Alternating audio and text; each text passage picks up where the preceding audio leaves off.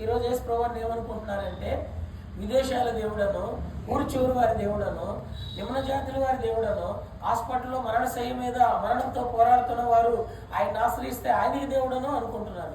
కానీ యేసు ప్రభు వారి యొక్క జన్మ ఎలాంటి వార్త అయ్యా అంటే ప్రజలందరికీ. యేసు ప్రభు వారి జన్మ ఎలాంటి వార్త అండి? ప్రజలందరికీ అందించే వార్త.